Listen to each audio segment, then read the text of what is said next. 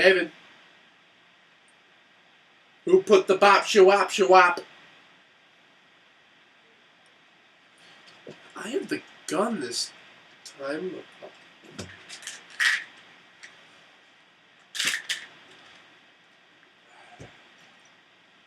Not caffeinated and caffeinated. Watch this. Okay.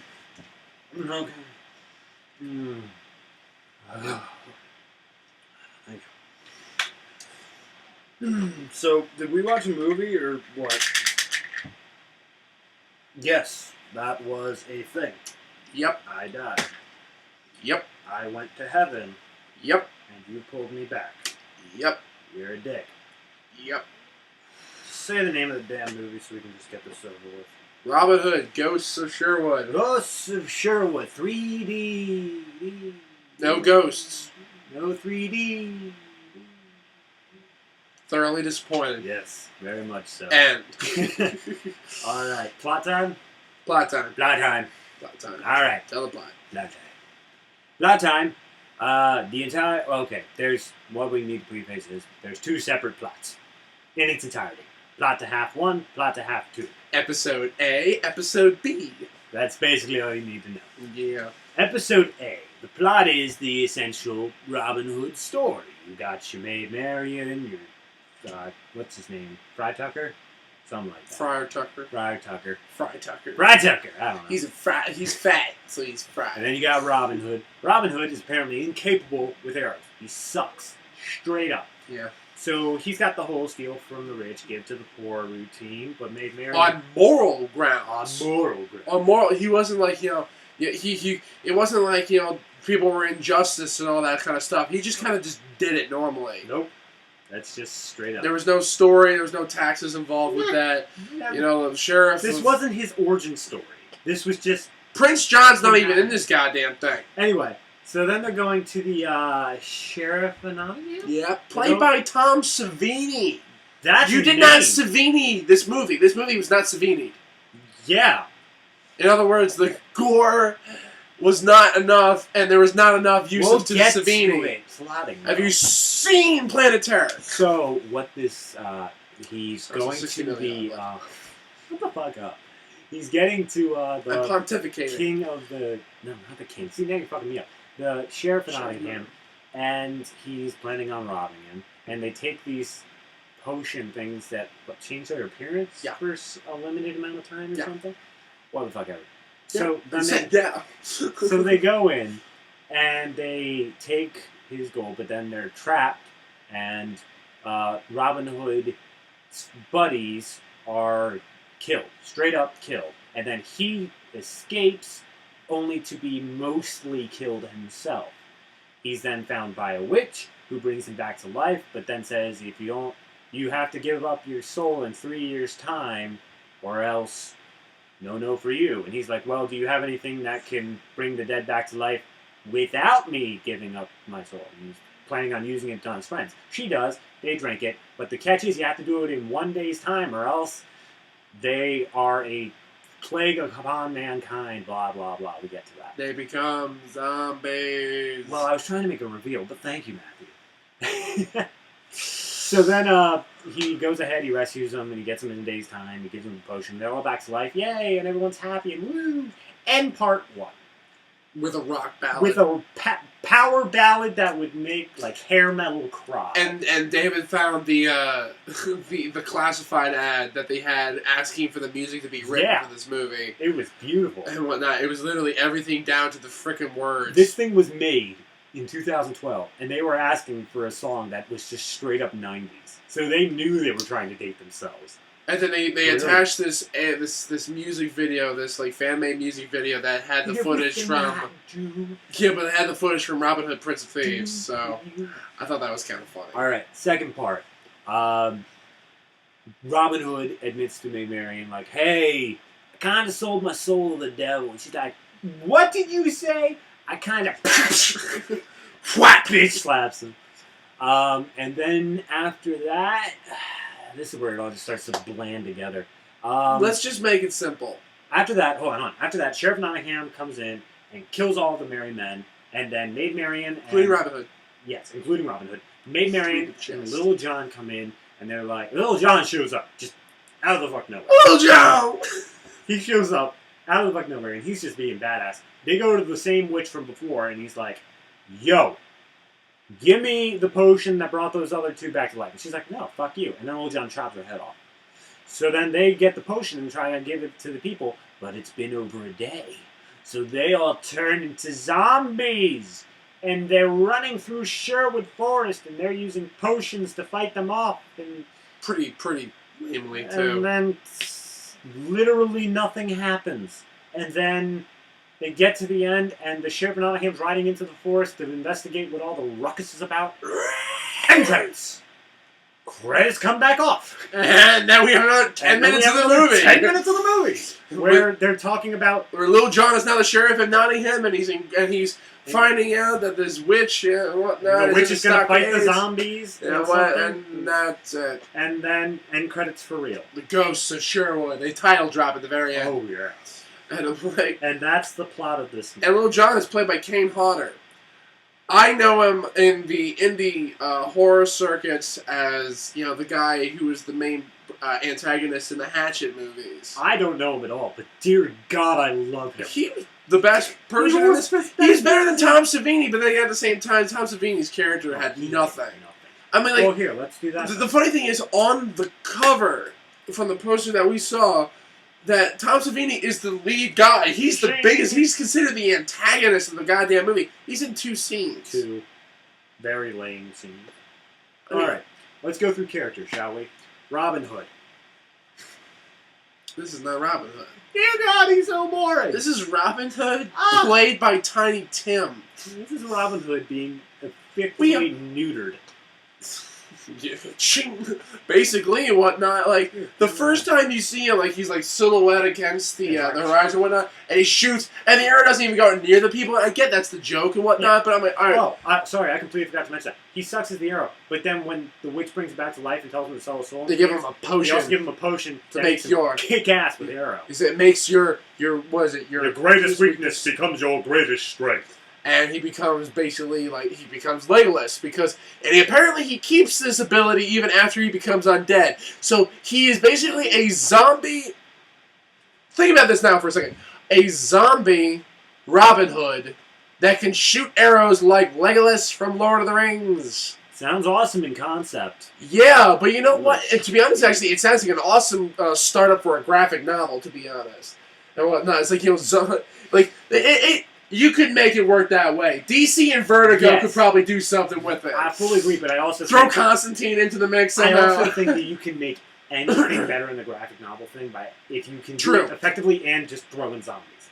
Zombies almost always make things better. Not always. Almost always. I clarified. Not always. Didn't work for the Silent Hill comics. That's why I said almost. But with these, I mean, this idea is, to be honest, actually. This could have been it's not necessarily a highly original idea, but that's not the point. It could have been highly interesting and entertaining, but the problem is, they focused on all the wrong elements. Let me... Why we picked this. Why we picked this. We read the little Netflix blurb on every single video. This one said, after Robin Hood, or trying to bring... Robin Hood and his men are killed, and Maid Marian and Little John are trying to bring them back and become undead. They literally mention undead. That does not happen until 3/4 into the movie. Yeah, we have literally already sat. There was only 20 minutes left of the movie when the first zombies popped up. Anywhere. That's the only reason we wanted to see any of it. And the funny thing is, literally at the halfway mark, when they started doing the whole rock power ballad thing and whatnot, and that ended, it cut to black, and then it just kind of jumped into the future. I'm like, you could have easily started the whole movie right here. Because all that changed between beginning of part 1 and end of part 1 was he got archery skills, and he's going to die in 3 years. In other words, all that changed. In other words, he became who Robin Hood really frickin' was in this story context, and B, you start off the lamest fucking excuse for an inciting incident that I've seen. The worst part about it, though, is. And Maid Marian's a bitch. Here's the worst part. She is, though. You gotta agree with me on that one. No, I fully agree with it. But here's what I wanted to bring up about that earlier point, though. there were, like I said, two things that changed. You got the archery skills, which obviously you could have just started the movie with. There was virtually no reason. He didn't need to be a dunce with a bow before. I think it was trying to be characterization of some sort, like you're evolving with the character, but it failed miserably. And the second thing was that he had to sell his soul in 3 years. He died before those 3 years were up.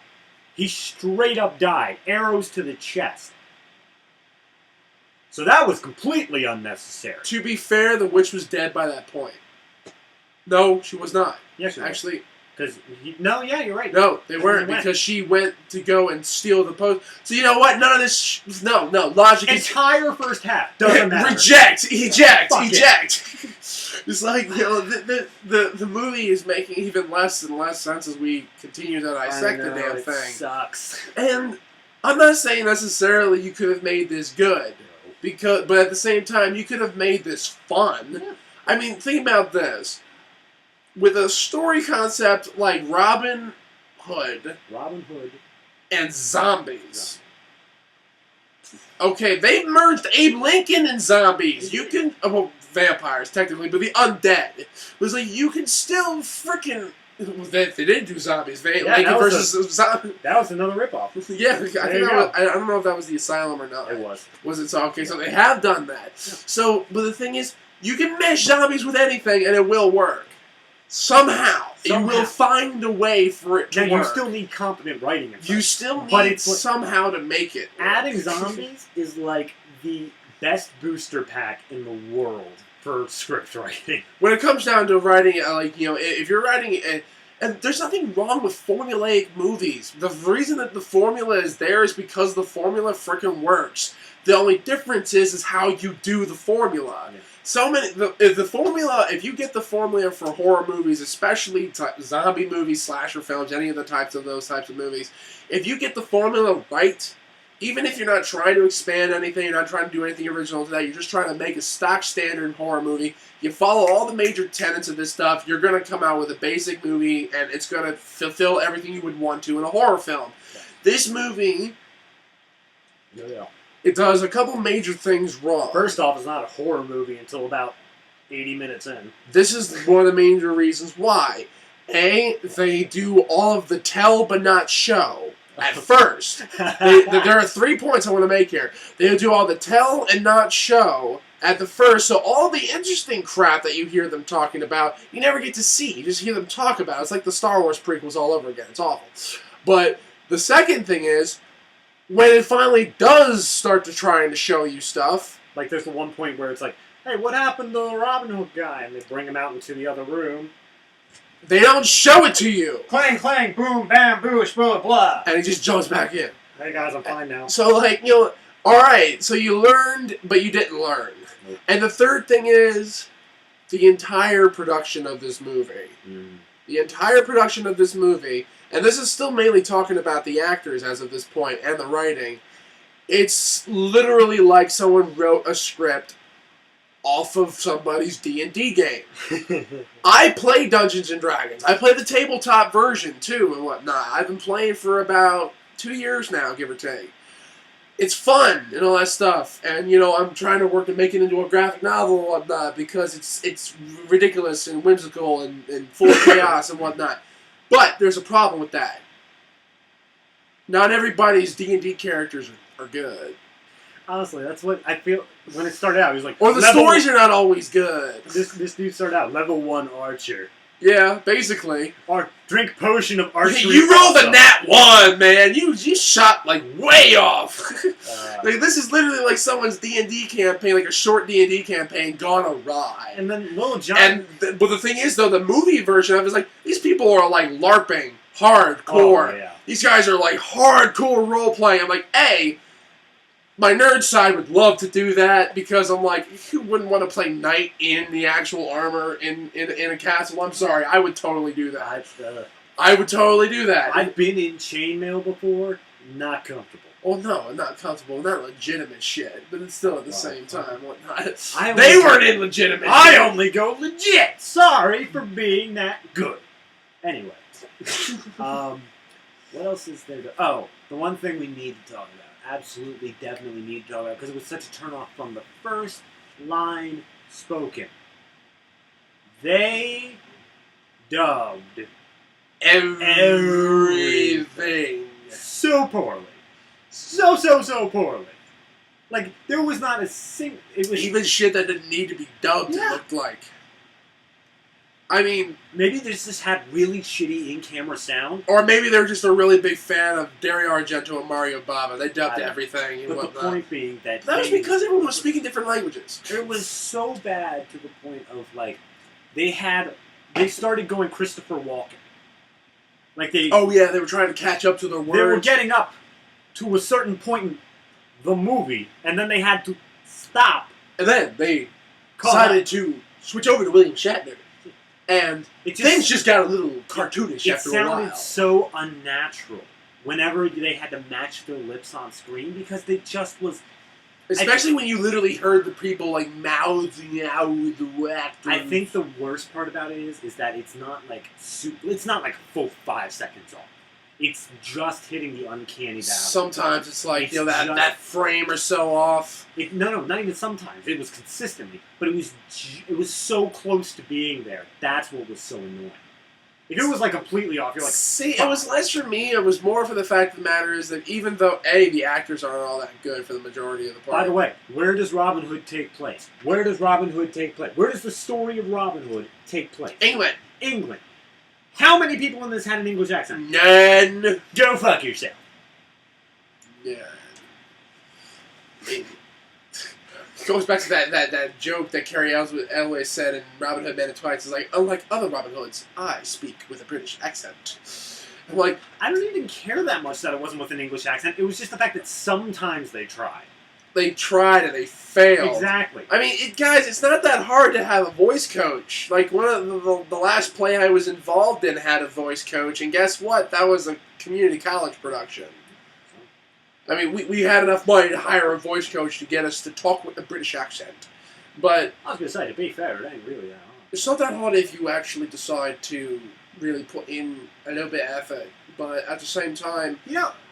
You'd be able to spot us. Probably, actually, the funny thing is, British people will probably be able to spot us, us having a British accent as being utterly flawed, probably from a mile away. Oh, no.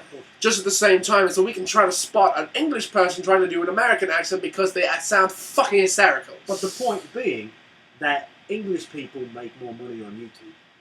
Yes, because... So let's go ahead and keep this up. It's kind of like that commercial with the Jaguars and whatnot. It's like, why is it that all villains are played by Brits? So maybe we just sound smarter. We sound right. I'm dropping it. All right. But you see what we're going from here. I mean, like, it didn't take us that much effort to talk in a British accent. Come on. Even if it was shit. Actually, and to be honest, let's even drop the fact that they're, to try to add a British accent. It's just the fact of the matter is, some of these people look freaking bored. They don't even look like they're trying to even be remotely a character at all. Except before, like, basically being caricature type emotions, like when they're rolling their eyes, it's like, they might as well be rolling their entire head around. I think that's I'm a Triceratops! I think that's the reason why I like Little John so much. Because he was the exact same. He was bored the entire time. But he was just such a badass about it that it just seems like he's done this all I know, it's like I've seen this shit. I've seen more shit in my zombies, life. Really? Again? Swing? It's like... Fucking more zombies, more zombies. These are the lamest zombies I've seen. I mean, don't get me wrong. They tried to badassify him as quickly as possible. They had him get a potion that he poured onto rocks and then had to say a magic word and throw the rocks at the zombies. And you know what? They didn't even stop the zombies. Yeah, exactly. They were just like, shit, I got a hole in me. Yeah. And these zombies follow the Snyder laws, by the way. Well... Yes and no. They are. Well, actually, to be honest, they're a virus. They are a combination of two sets of zombie laws. They're fast. They parkour. Yeah. So the thing is, though, the thing is, though, it's not the Danny Boyle laws because that one is literally strict viral. Like, it's not zombie style. You don't become undead. These zombies die. They're dead entirely. They come back to life. They're brought back by magical means. So, but they can parkour.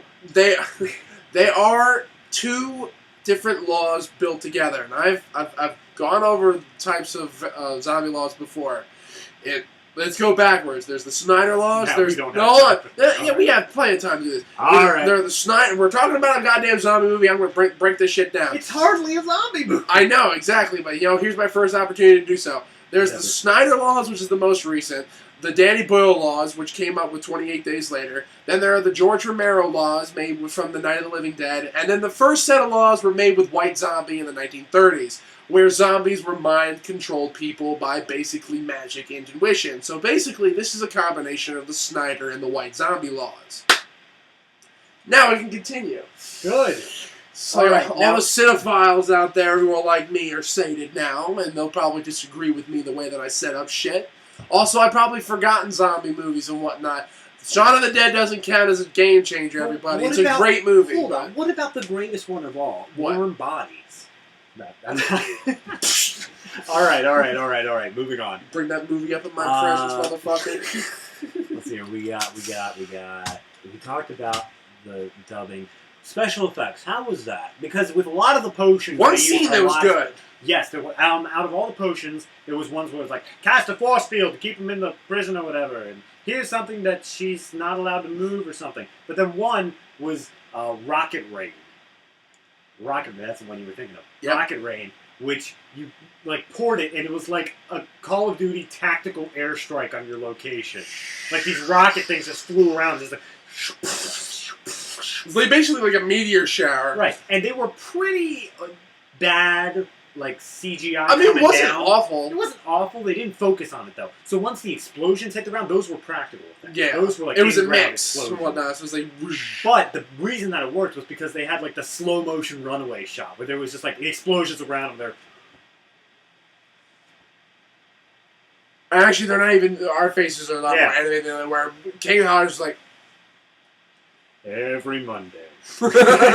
It's like more shit. It's like, why do you think I was away from this movie the whole time? I was fighting some other creature in some other movie. We were saying the prequel movie. We gotta make the prequel movie will be just about Little John. Little John versus Cthulhu. Yeah, that's the reason why he's so calm and composed. It's like, zombies? Really? I fucking fought Cthulhu. Do you need me to go up against zombies? Yourself. It's like, dude, I took a sword and stabbed it through Cthulhu's fucking head, man. Zombies are nothing. I would kill to watch that movie. All right. I will make that movie. I will do it. Is there anything else you can think of? Kickstarter. Is there anything else you can think of about this film? Other than that, I mean, the one thing that really pissed me off the most, I'm kind of whittling down here, but it's the one thing that really pissed me off the most was really the cinematography. It was so flat. It was so boring. The lighting never freaking changed. Everything was flat and felt two-dimensional. You see us here? And that's the funny thing. This was a 3D movie, and this movie felt two-dimensional. Maybe that's what they were relying on. They were relying on the 3D to pull it out. There's a couple things that are necessary. Okay. A, camera placement. B, placement of the people in the scene. C, lighting. And D, setting itself. You group all these together, it's called mise en scène, which literally means everything in front of the camera. Guess what? That's the mark of a good director. So I marked this up to a very bad directing job. Okay. Even though this movie was poorly written, and this movie was very bizarrely paced. Oh yeah. I can't as even describe as they it. threw in 90s rock ballad, we're like the choreography of the fight scenes, the cinematography, especially during those fight scenes, the cinematography in general, the overall feel of this movie feels too distant. It doesn't feel at all real enough. It doesn't feel at all that someone really put a lot of effort into it. And I have no doubt that people did put effort into the movie. Every single time someone sets out to make a movie, one way or another, there's some effort being put into it, whether it's for one reason or another. But the thing is, overall, when this movie comes down to it, I just don't see anything that had effort being put into it actually coming out over all the bad things in the film. So overall, this movie's just a freaking mess. Okay. Is that your final thoughts? Yeah, that's my final thoughts. I can't recommend this movie. I can't. Not even for the campiness of seeing Kane Hodder and Tom Savini. I mean, I was excited with Tom Savini. The gore effects in this movie better be good. And in one scene, it was okay, where a girl gets her arms and her face ripped off. There was also the one Briar Tuck. And he's like, no, Robin, it's a trap! And they just take bloods.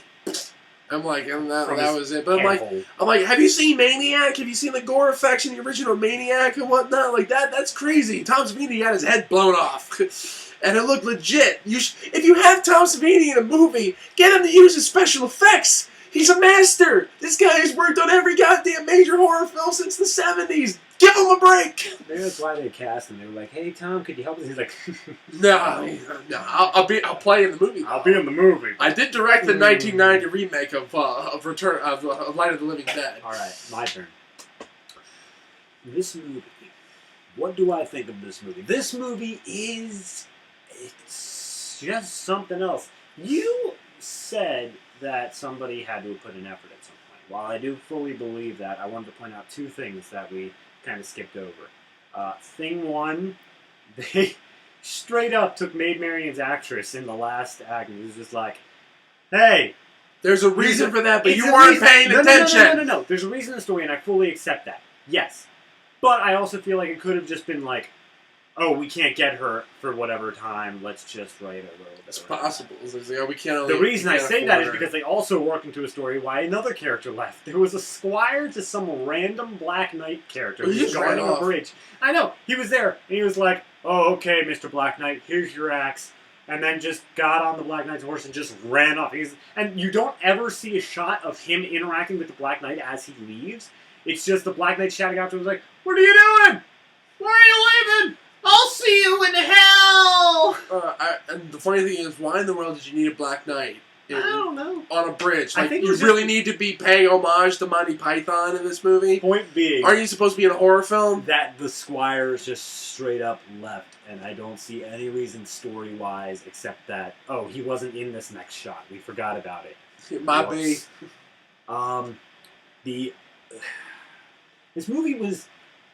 It's so hard to clarify, because I want to think of it in horror movie terms, because that's what it was on Netflix. It's under horror. It's at the bottom of horror. It wasn't even close to being scary. In the first 45 minutes, first 80 minutes, pretty much, it's like, they're just making out.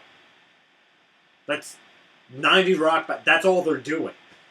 They're just like, oh, well, we steal from the rich and give to the poor, and here's our moral reasoning. And they have like a 15-minute long. Think about that stuff. They have like a 15-minute long scene where Maid Marian and Robin Hood are going back and forth whether the moral and ethical applications of this goddamn thing. They have a 5-minute scene about the nature of God after they're brought back to life. It's like, what do you want to be, movie? It's like, tell me what you want to be, and I will judge you as such. You cannot be preachy with this. He can be as preachy as he wants, as long as he does it well. To be fair, horror movies especially are sometimes the best place to find social and ethical commentaries, to be honest. Actually, if you look at movies from Wes Craven, from John Carpenter and whatnot, they're socially aware movies because they are depicting, like, best examples for one of them is The Thing from John Carpenter. It basically was encompassing the feeling of, and actually They Live is a really good example, which is not, it's more of an action movie than anything else, but it's encompassing Ronald Reaganism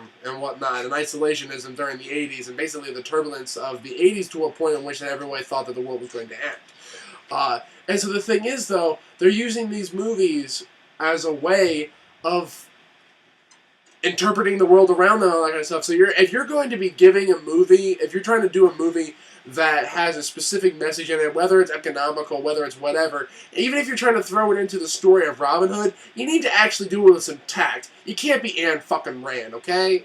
Like this, no. We've already gone through this with Atlas Shrugged. We don't need to do this again. But Can I continue my final thoughts? Fine. Okay.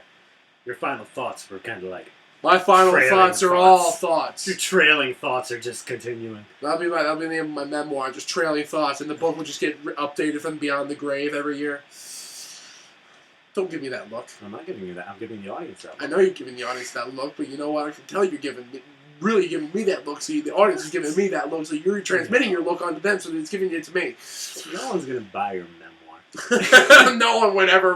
I would never write a memoir. Fuck that shit. Here's the thing. It's not, as I was saying before, it's a matter of it doesn't know what it wants to be. There are points where it's talking about the nature of God, where it's talking about whether it's moral to steal from the rich and give to the poor. There was like 2 lines of dialogue dedicated to, well, why can't a woman do that? And then they just move on. Life sucks. I don't understand what this movie wanted to be, and I'm having problems judging it because of it. Was it good technically? No. Not in any meaning of the word. I don't know about 3D, but probably not 3D either. 2D? No. No. Stop. But in the way of, like, what it wanted to be, if judging it as a horror film, it was a shit horror film. It was a terrible horror film. Because it spent the first 2 acts of the movie getting to, oh, now there's zombies. Now there's horror. Horror film compared to Sandy Hook? What do you mean? Is it more scary than Sandy Hook? Is it more scary than Sandy Hook? No. Sandy Hook was scarier than that. It was It was laughably bad. Don't get me wrong there. Both were laughably bad. Well, Sandy but Hook wasn't laughably. Sandy Hook at least had going for it it had the basic slasher rules in effect. Like, the most basic ones. This one didn't even have basic zombie rules in effect. It was literally, like, there was no outbreak, there was no anything else. They were literally brought up, and they ran around for about 30 seconds, and then they're stuck in the forest until the end of the movie. That's it. That's all that it was. After the movie. Yeah. So the sequel. Until I can't say it's a good horror in the way of Robin Hood Returns, in the way of a drama or love movie, or just as a general Robin Hood movie. No, they botched up the Robin Hood legend. They completely made him not a good archer, and then just said, "Oh yeah, you know, magic potion and being dead, and you never actually got Sheriff of Nottingham's gold." But whatever. I would have excused that if you at least made it. If you had made it original, but you were relying so much on the old Robin Hood legend that it didn't matter. You were relying on people that already know Robin Hood. And I'm tired of people calling Maid Marian Maid Marian. Okay, maid is a term for someone who's a virgin during that time. They have obviously fucked during that ballad rock scene and whatnot. That happened. So just keep calling Marian and just get on with your day. In closing, I would only recommend this movie if and only if Matt does get around to that Lil Jon versus Cthulhu. Because that will be the shit. Just make that like 5 years from now. God. Make it on a cheaper budget than that movie. Well, that might be an issue. And whatnot. You're going to be on this show. But get Freddie Wong to do all the special effects. Never mind, I'm in. And whatnot. So I was like, you know what? He made Video Game High School, it works. So would I recommend? Not really. If you really want to see Lil Jon stuff, you said he's in other films, right? Kane Hodder, yeah. Yeah. Go watch some of his other stuff. He's big into the slasher market. He's big into the indie film market. He rides the con scene a lot. You can find him. Kane Hodder is the only fun part of this movie, and you can watch him being fun in other places, apparently, so fuck it, I don't even care. And in that is closing. And now a very serious message from here at ShitFlix. Matthew, narcotics, please. Thank you. Earlier in the episode, we made a joke about suicide by prescription drug abuse. It was funny. But it is no laughing matter. Not in the slightest bit. No. If you or anybody you know Anyway. is addicted to prescription drugs and needs help, there are ways you can get it. And one way in particular. Exactly so, Matthew. All you have to do to get help is like, comment, and subscribe. Like now. Do it. Do it now. Click anywhere. Anywhere. Tell your friends too. Everyone. You done it yet? We're still sitting here. I don't think they're gonna do it. Guess not. Missed an opportunity. Roll the credits, Matt. Yep. Bitch.